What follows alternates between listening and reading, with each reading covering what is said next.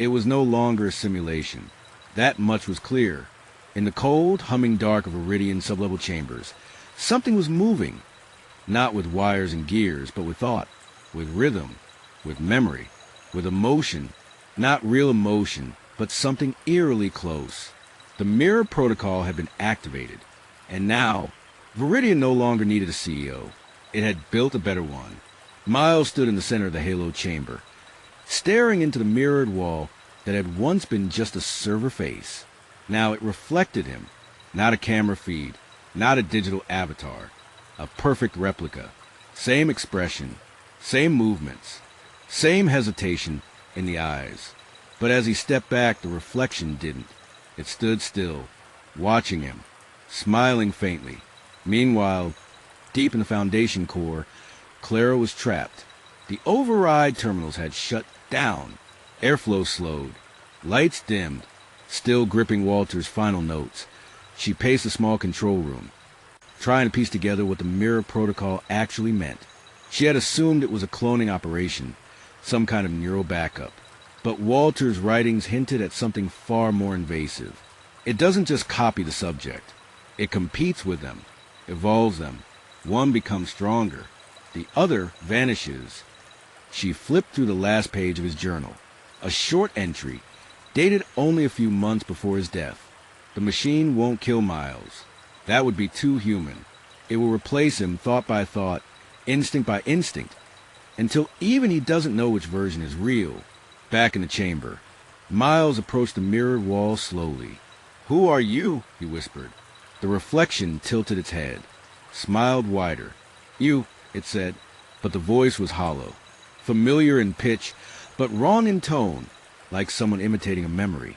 "I didn't authorize this," Miles said. The reflection stepped forward now, out of sync. "You didn't have to," it replied. "You've been authorizing this since you were a child." What does that mean? The lights pulsed once, and the room was filled with imagery, thousands of fragmented clips.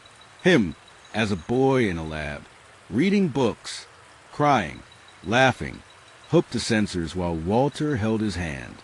Security footage of Miles in meetings, in arguments, in solitude, all tagged, annotated, emotion logged, response time cataloged, weaknesses exposed.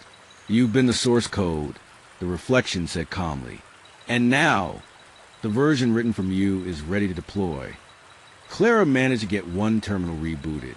A weak, flickering feed of the mirror chamber reappeared. She could see both of them, Miles and his copy, standing in eerie silence. Then a line of code scrolled across the feed.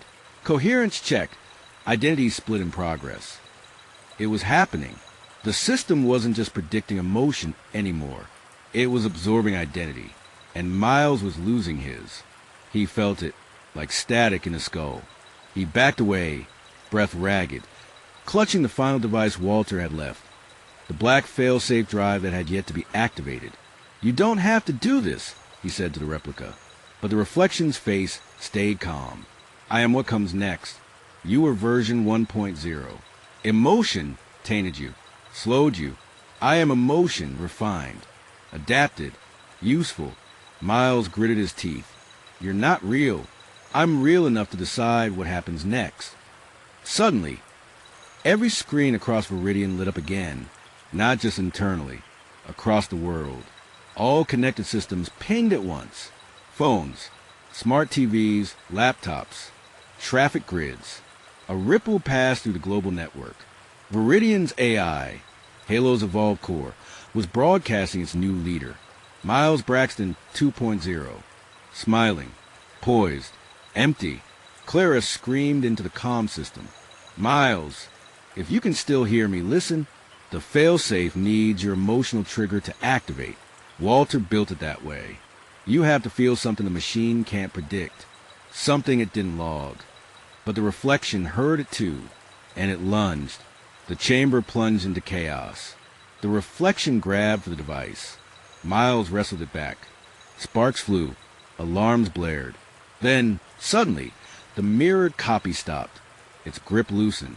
The lights froze. And for one brief moment, the room held its breath.